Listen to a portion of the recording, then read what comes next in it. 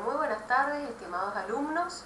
Hoy nos reunimos para dar la clase asincrónica del jueves 10 de junio, correspondiente a la clase 7.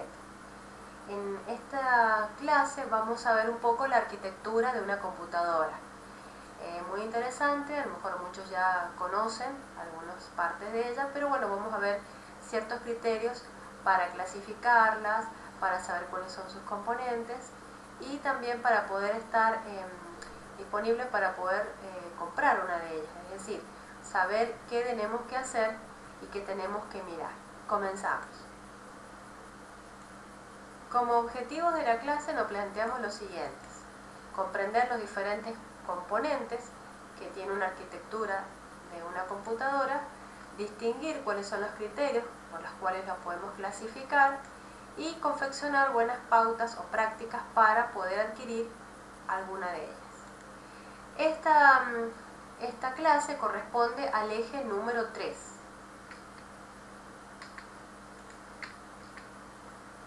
Bueno, comenzamos entonces. Las partes que conforman la computadora. En función de distintos puntos de vista o criterios, podemos tener en cuenta lo siguiente: que una computadora, independientemente del tamaño o de su potencia, está compuesta por módulos o unidades que están dedicados a tareas específicas. Esto está muy relacionado con lo que vimos en el eje 2, cuando veíamos lo que era dato, información, operaciones aplicadas a esos datos para luego obtener resultados, ciertas salidas. Entonces, podemos decir que en función de esto, uno de los criterios es clasificar a las computadoras de acuerdo a una estructura funcional básica. Para ello, tenemos este esquema conceptual que nos ayuda a poder comprender un poco de esto. Cuando nosotros tenemos datos a ingresar, trabajamos con unidades de entrada, ¿sí? Sería lo que vemos acá. Cuando nosotros le aplicamos las operaciones a esos datos, estamos utilizando las unidades de procesamiento. Entonces estamos relacionando estas unidades de procesamiento con la unidad central de procesamiento o CPU.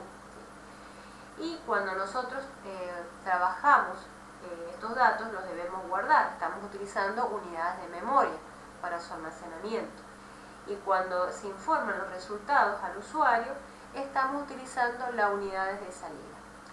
Este material ha sido, su soporte es del apunte de estructuras 1 de la Facultad de Ciencias Exactas a la cual yo pertenezco, ¿sí? Y este esquema corresponde al criterio de dividir o distinguir a la computadora en función de estos componentes.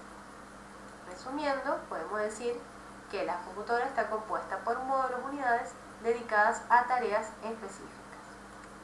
Siguiendo con las partes que conforman la computadora, otro de los criterios que se pueden tomar es el siguiente.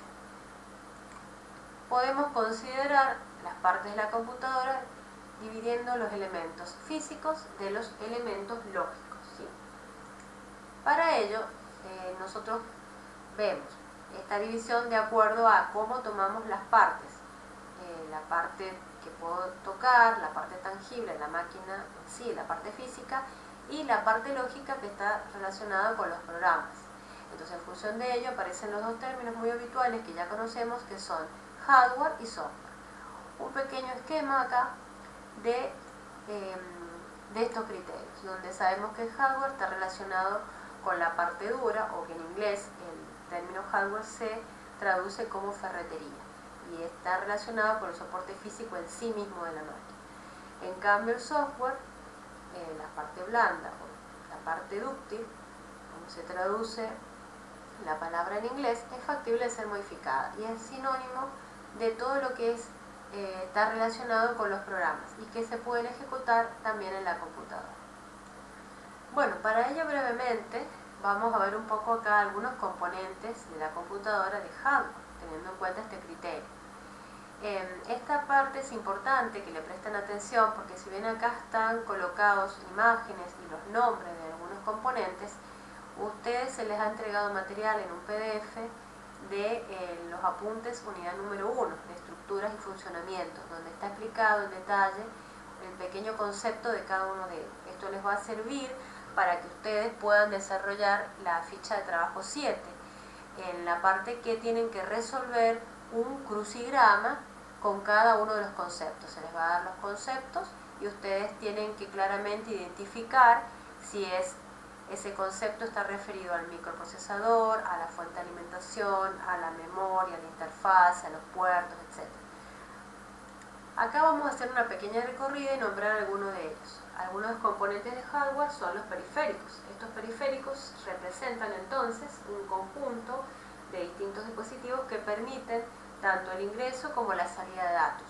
Acá una imagen alusiva a ello es la que está representada acá. Algunos de los más conocidos como el teclado, el mouse, el monitor, la impresora, que cuando a ustedes se le pida en la consigna, en la actividad, armar un presupuesto, tienen que tener en cuenta algunos elementos periféricos y cuando se les pida clasificarlos, simplemente decir si son periféricos de entrada, de salida, etc. ¿Sí? Hay algunos otros periféricos que no son tan conocidos, pero los nombramos como los lectores de código de barras, lápiz óptico, y otros que también pertenecen a este grupo son periféricos de almacenamiento, como son los pendrive, discos rígidos.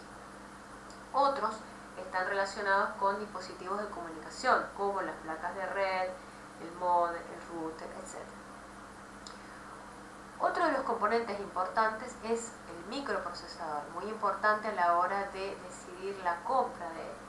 Y podemos decir que este es un circuito integrado, electrónico o un chip, que constituye lo que es la unidad central de procesamiento o la CPU.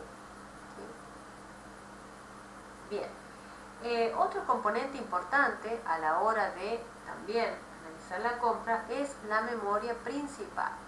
La memoria principal podemos decirle que es un conjunto de circuitos integrados que se almacenan y suministran al microprocesador las instrucciones para ejecutar.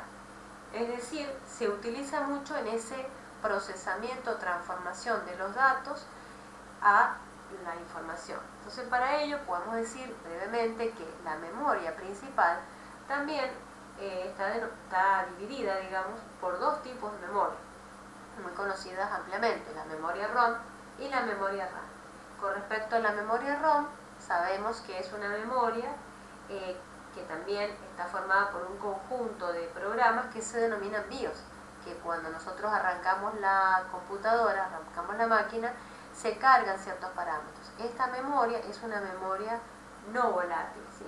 Que cuando se apaga la máquina sigue estando y se encarga de ejecutar tareas de arranque. Por otro lado tenemos la otra memoria, que es la memoria RAM, que también son un conjunto de circuitos integrados que se utilizan para almacenar programas mientras se está ejecutando la computadora durante las sesiones de trabajo de los usuarios, ¿sí? Entonces, esta memoria podemos clasificarla como una memoria de tipo volátil. También se almacenan datos a procesar y resultados obtenidos, pero al ser volátil significa que cuando se apaga se pierde este tipo de memoria, ¿sí? También vamos a ver que existen memorias de tipo externas que intervienen en este procesamiento de los datos y que se utilizan como elementos de almacenamiento. Otro de los tipos de componente es la placa madre, o en inglés llamada motherboard o mainboard. Esta placa la podríamos definir como un circuito impreso que soporta varios circuitos electrónicos y varios componentes que conforman esta computadora, ¿sí? Como así también está el microprocesador, las memorias ROM, las memorias RAM, los conectores en ella. Otro de los elementos muy importante y que no es ampliamente conocido, pero está presente como hardware, es el chipset. ¿Cómo podríamos definir este chipset? Bueno, podemos definirlo como un conjunto también de circuitos integrados electrónicos o chip, que son los encargados de comunicarse con los diversos componentes que interconectan circuitos en la placa madre. O sea, está muy relacionado con este componente.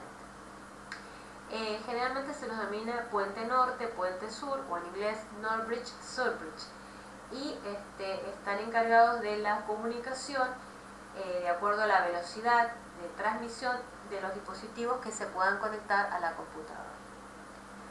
Otro componente bastante interesante son las interfaces, que si las analizamos en un sentido genérico son también módulos que interconectan distintos subsistemas de las computadoras, ¿sí? Entonces, algunos ejemplos de ellos pueden ser interfaces para conectar los subsistemas de la CPU y la memoria principal, o por ejemplo interfaces para conectar la CPU y los periféricos. Otro de los componentes importantes también son los puertos. Estos puertos, bueno, acá vemos una imagen, varios puertos que algunos ya actualmente no se utilizan, pero que ampliamente han sido utilizados durante muchos años, son conectores específicos que tienen por finalidad establecer las comunicaciones con los distintos componentes de hardware o dispositivos de hardware. Entre algunos de ellos, los más conocidos son los que utilizamos a diario, son los puertos USB. También tenemos los puertos, fíjense acá están los USB, los puertos de red para la RJ45, también los puertos VGA para conectar algún monitor, los puertos de mouse anteriores, que serían estos, los HDMI para conectar multimedia. Otro de los componentes también muy importantes, y que si tuviéramos todos y esta no existiera, no podríamos trabajar con la computadora, es la fuente de alimentación, que es la que entrega la energía eléctrica necesaria, ¿sí?, a la placa madre para el funcionamiento de los circuitos electrónicos y para todos estos componentes que hemos ido nombrando. Y por último, el gabinete también lo podemos mencionar, que es la carcasa que contiene en su interior todos estos componentes: la placa madre, que hemos visto anteriormente, la fuente de alimentación, el disco rígido, que no lo hemos nombrado porque más adelante vamos a también tenerlo en cuenta, las memorias, bueno, y todo ello, ¿sí? Toda esta información está detallada en el apunte de estructuras 1, y está en la ficha de trabajo marcadas las páginas para que ustedes vean, para que no pierdan tiempo buscando ni leyendo todo el apunte, ¿sí? La idea es ganar tiempo. Vamos a continuar y mostrando también, por ejemplo acá, todo lo relacionado con el hardware, con la clasificación de los distintos puertos existentes hoy en día y algunos que ya no se utilizan en esta imagen, ¿sí? Y con respecto a la otra parte que nos hemos nombrado, acá me olvidé decir que todos estos componentes los podemos también clasificar de acuerdo al criterio que vimos al comienzo, de entrada, de procesamiento, de salida, de memoria. Esto es bastante importante tenerlo en cuenta para cuando ustedes tengan que clasificarlos a la hora de adquirirlos en la parte de la consigna que se les pide armar un presupuesto. Y la parte que me estaba faltando era dijimos que se clasificaba en elementos físicos y en elementos lógicos. Bueno, hemos visto recién lo físico con todo este detalle de componentes, y esta es la parte de los elementos de software, de lo que es el ámbito de la aplicación, donde esta imagen señala todo lo que es algunas aplicaciones. Esto lo vamos a ver en detalle en la próxima clase, porque vamos a clasificar y ver cada uno de ellos, pero simplemente lo vemos muy al pasar acá, que están divididas en componentes de software de sistema o de base, software de aplicación o de usuario, que es lo que vamos a tratar de explotar en esta materia para alfabetizarnos, como uso de ofimática, Excel, Power y otras aplicaciones, y software de programación o de desarrollo, que a lo mejor ustedes lo van a ver en la materia de programación y robótica. Bien, para continuar, digamos, y llevar a la práctica un poco estas teorías, he pensado a ver cómo utilizarla para resolver alguna situación problemática, cómo sentarnos y pensar cómo hago para yo comprar una computadora, qué debo tener en cuenta. Entonces, algunas pautas que serían interesantes, que debemos tener en cuenta y que les va a servir para resolver la consigna son las siguientes. Acá también en la ficha 7 se les ha colocado en la parte de abajo el hipervínculo para que ustedes puedan, aparte de lo que ustedes quieren buscar, poder mirar un poco estas pautas que son mínimas, muy interesantes. Bueno, lo primero que me tengo que sentar a plantear es decir, a ver, ¿qué es lo que quiero comprar? ¿Para qué? ¿Qué quiero usar? ¿Cuál es la función que le quiero dar a la computadora? Entonces ahí me tendré que poner a plantear si voy a adquirir una computadora personal de escritorio o una notebook, teniendo en cuenta los costos que implica cada una de ellas. Por supuesto, una notebook hoy está bastante más cara, pero bueno, también veo la funcionalidad de poder trasladarla, poder tenerla para un uso móvil, ¿sí? Eso está muy bueno, ¿no? ¿Qué otra cosa más debemos tener en cuenta? Debemos tener en cuenta entonces el microprocesador y la capacidad de procesamiento, para lo cual debo pensar lo siguiente. Tendré que pensar cuál es la utilidad que le daré, si voy a utilizarlo solamente con programas de ofimática como Word, Excel, PowerPoint, o tendré que utilizar programas como Adobe, AutoCAD, programas bastante pesados, con lo cual es indispensable tener un procesador potente. Para ello tendré que fijarme entonces cómo es el procesador con respecto a los núcleos que tiene. Si tenemos un procesador que cuenta con 2 líneas de ejecución o hilos en simultáneo, es decir, que duplica de forma virtual la capacidad de trabajo, ¿sí? O con 2 núcleos, un solo hilo o 2 hilos. Y tener en cuenta, muy importante, es la frecuencia de trabajo, es decir, los hercios o gigahercios que miden la velocidad del procesador. En función de eso vamos a poder ver marcas como Intel, AMD, y en función de los costos que podamos salvar es cómo será adquirido. Por ejemplo, de acuerdo al informe de Infobae, me decía qué procesador es más potente y más aconsejado. Bueno, el de Intel es uno de los mejores porque tiene un rendimiento aproximado de 10% más que el de AMD. Pero el de AMD, por ejemplo, el de origen alemán, el costo es mucho menor. Entonces, bueno, ahí tengo que sentarme a ver cuánto dinero tengo para poder adquirir. Otro de las componentes que puedo tener en cuenta es la memoria RAM, muy importante también en función del trabajo que yo voy a realizar. Entonces, esta memoria, que es de lectura y escritura, se va a encargar de almacenar todas estas instrucciones en la CPU. Entonces, cuanto más memoria RAM tenga un dispositivo, van a haber más posibilidades de abrir más rápidamente los programas. Y ahí tendré que ver también qué tipo de memoria acepta mi computadora, si es que quiero actualizarla con los módulos, con los slots de memoria, o cuál es la memoria que me están ofreciendo en el mercado. Algo también bastante importante es tener en cuenta qué discos son los que yo voy a adquirir. Si van a ser, voy a trabajar con discos de tipo mecánicos o discos rígidos de tipo, o los discos de estado sólido. Generalmente las computadoras utilizan discos mecánicos, que son los discos que siempre venimos manejando, y para poder medir el rendimiento de los discos se tiene en cuenta lo que son las revoluciones por minuto, ¿sí? Cuánto gira, ¿sí? Por minuto. Entonces, mientras más revoluciones, más rápido. Pero también, actualmente en el mercado se ofrecen los discos de estado sólido. Entonces, para poder distinguir uno de ellos sería, el primero, el disco mecánico rígido, es el HDD, y el disco, el estado sólido, es SDD. Entonces, estos en realidad son los mejores del mercado porque no trabajan de la misma manera. Entonces utilizan una memoria formada por semiconductores para poder almacenar la información. Y son los mismos sistemas que utilizan los dispositivos USB o también las tarjetas de memoria de las cámaras digitales. Y superan en rendimiento a los discos duros tradicionales, porque el tiempo de lectura es mucho mayor, tanto como la fiabilidad de los mismos. Pero bueno, los costos también son bastante superiores.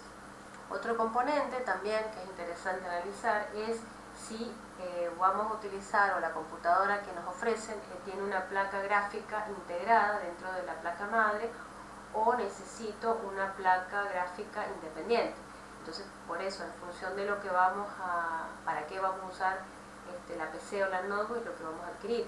Las placas integradas, si bien son más baratas, pero suelen ser usadas para tareas cotidianas de la computadora. En cambio, si yo me dedicara a la multimedia o a la gamificación, a desarrollar juegos, entonces me conviene trabajar con placas independientes para agilizar esta parte de la computadora. Bien, ahí el enlace que está también en la ficha de trabajo por si quieren ahondar un poquito más. Bueno, con respecto a la práctica, concretamente los temas están puestos acá, el tema es arquitectura, los objetivos ya los he nombrado. Me interesa resaltar acá el material de lectura, que es el que se les ha dado, y más abajito ya les voy a mostrar que está colocada la página para no perder tiempo, y algunos enlaces útiles como los que les he nombrado recién. ¿Qué tenemos que hacer en esta práctica?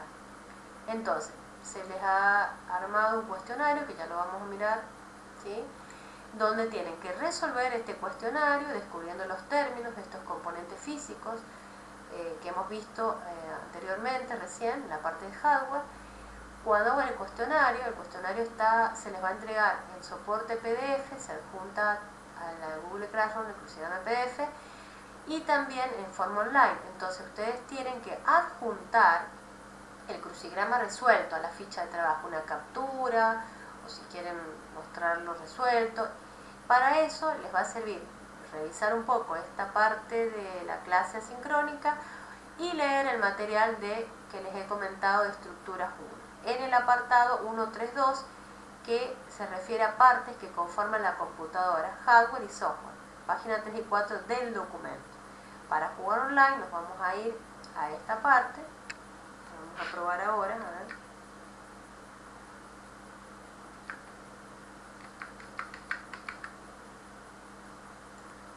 Acá les presento el crucigrama, que es el que se ha adjuntado en el PDF con las pautas de las consignas horizontales y verticales. Me animé a ponerle audio a las consignas para hacerlo un poco más dinámico.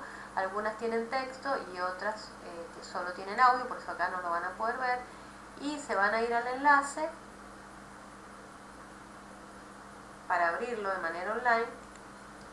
Una vez que ingresan al enlace, van a poder acá hacer las pruebas, jugando con cada uno de ellos. Algunos tienen audio como este y les va a dar las pautas por audio, y otros simplemente tendrán algún texto. Y después lo comprueban. Entonces una vez que terminan, van a ir haciendo la captura de lo que han resuelto. O pueden resolverlo como ustedes quieran. Pero tienen que demostrar la resolución del crucigrama en la entrega de la ficha de trabajo.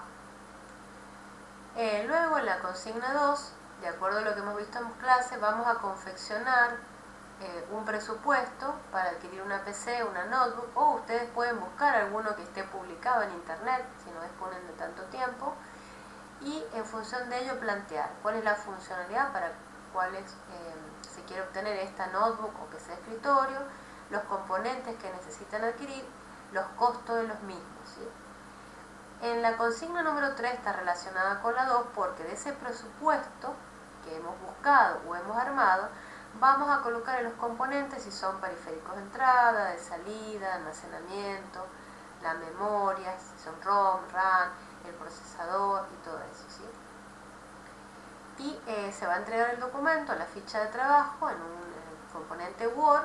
Van a subir esto y solamente en la clase siguiente se va a exponer la consigna 2, que sería el presupuesto que han armado y qué pautas han tenido en cuenta para adquirir una computadora. Eso sería todo de la clase, y como siempre la entrega de esto corresponde al miércoles 16 de junio, y la puesta en común breve de no más de 3 minutos por alumno para la siguiente clase. Y con eso terminamos esta clase del jueves 10 de junio.